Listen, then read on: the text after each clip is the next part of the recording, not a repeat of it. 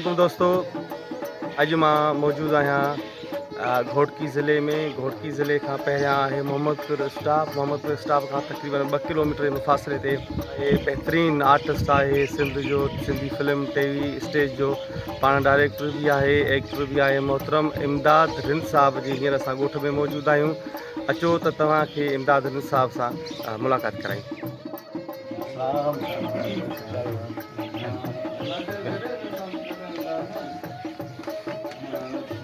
ख़ुश आहियो?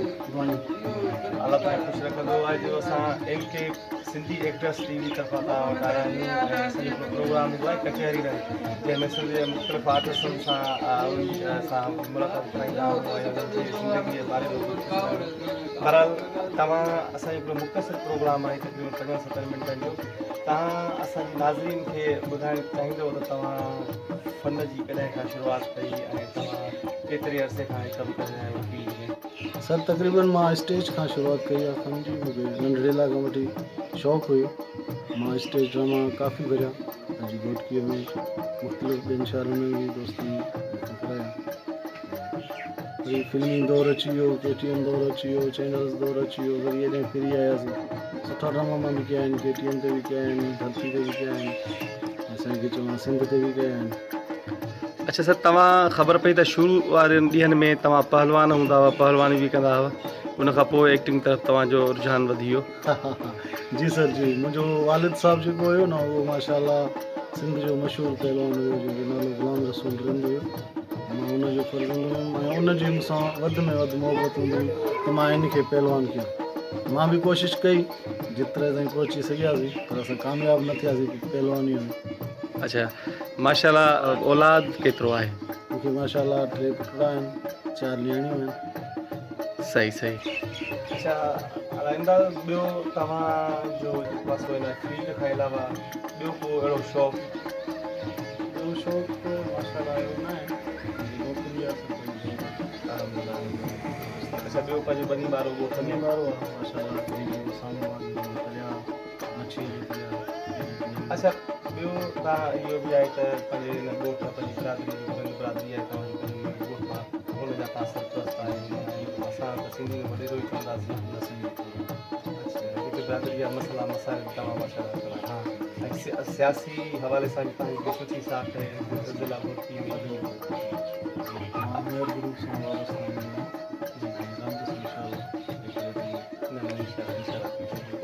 कुझु तव्हां पंहिंजी ज़िंदगी जे बाबति ॿुधायो, तव्हांजा दोस्त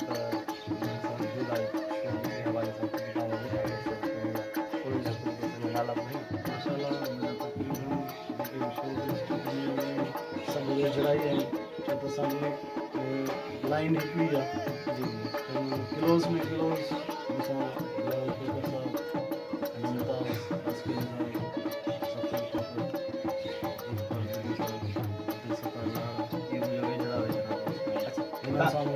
बिरादरी जो तालुक़। अच्छा, तव्हांजे घोटकी जा जेके दोस्त आहिनि आर्टिस्ट दोस्त, उन्हनि जे बारे में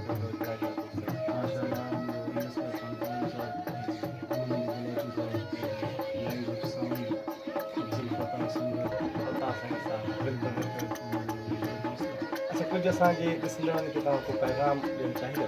जो नाज़रीन खे इहो पैगाम आहे त पाण में हिकु मोहबत कयो, वधि में वधि, छो त असांजी सिंध सुञाणी मोहबत सां वञे थी, महिमान नवाज़ी सां वञे थी। जो महिमाननि खे सुठो मान ॾियो, महिमान नवाज़ी कयो ऐं पाण में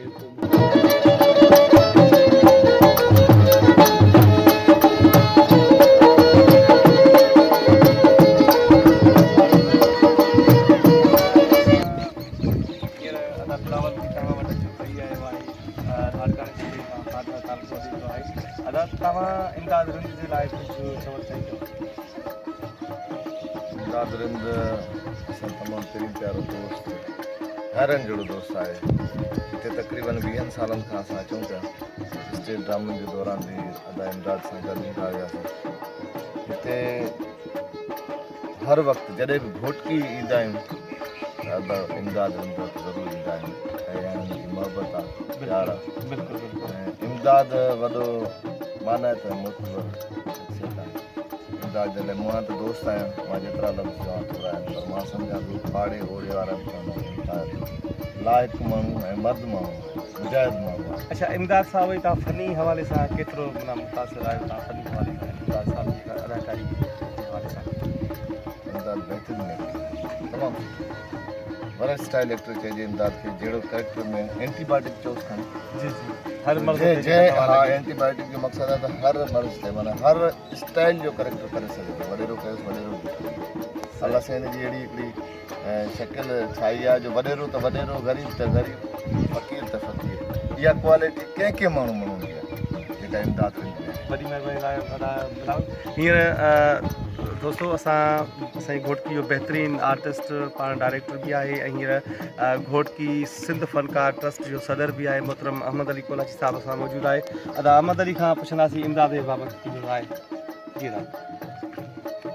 पंहिंजो इमदाद रिंद असांजे दोस्तनि में ईअं आहे जीअं सोन पंहिंजो ड्रामे में हुजे। असांजा दोस्त सभु सोन आहिनि। मिसाल इन करे ॾियूं था त साईं जी हैसियत बिल्कुलु सोन जहिड़ी आहे।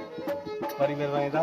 हींअर अदा इमदाद जो वॾो फर्ज़ंद बबलू सां गॾु मौजूदु आहे। बबलू खां पुछंदासीं त पंहिंजे वाल साहब जे लाइ तव्हां बबलू छा तव्हां पंहिंजे वाल साहब जे हवाले सां जेकी हुनजी शख़्सियत आहे पूरी सिंध में फ़नी हवाले सां या सियासी हवाले सां तव्हां छा महसूसु कंदा आहियो त तव्हां इमदाद जा जेके फर्ज़ंद आहियो किथे करे फ़ख़ुरु महसूसु कंदा आहियो? फ़ख़ुरु महसूसु कंदा आहियूं। असांजो बाबा माशाल्लाह ॾाढो सुठो एक्टर आहे। असांजी दिलि ख़ुशि थींदी आहे। ॾाढो दोस्ती वारो माण्हू आहे।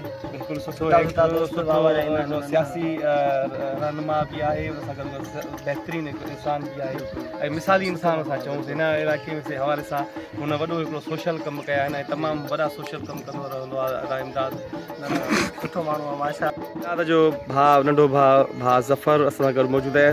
भाउ ज़फ़र, तव्हां अदा इमदाद जे लाइ छा चवणु चाहींदव? असांजो भाउ जेको आहे बहितरीनु माण्हू आहे। असांखे ॾाढी ख़ुशी आहे पंहिंजे भाउ ते ऐं अलाह उनजी वॾी इज़त कई आहे इन्हनि में बि ऐं ॻोठ जो वॾेरो बि आहे। ओड़े पाड़े जो बि कमु सुठा कंदो आहे। हींअर असां सां सिंध जो बहितरीनु आर्टिस्ट ज़िला घोटकी सिंध फनकार ट्रस्ट जो जनरल सेक्रेटरी मोहतरम असगर ख़ान टावरी मौजूदु आहे। अदा असगर, तव्हां अदा इमदाद जे लाइ कुझु चवणु चाहींदव?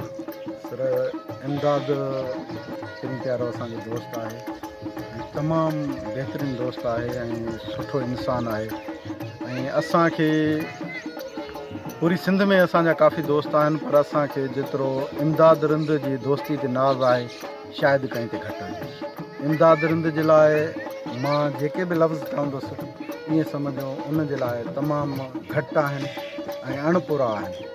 दोस्तो, ही हुयो अदा इमदाद जी शख़्सियत जेका तव्हांखे असां ॿुधाईसीं बि ऐं अदा इमदाद पंहिंजे हवाले सां पंहिंजी ज़बानी ते कुझु बयानु कयो जेको तव्हांखे ॿुधायईं। सो मुमताज़ ख़ासि खे इजाज़त। अल्लाह वाई सिंध सलामत, पाकिस्तान ज़िंदाबाद।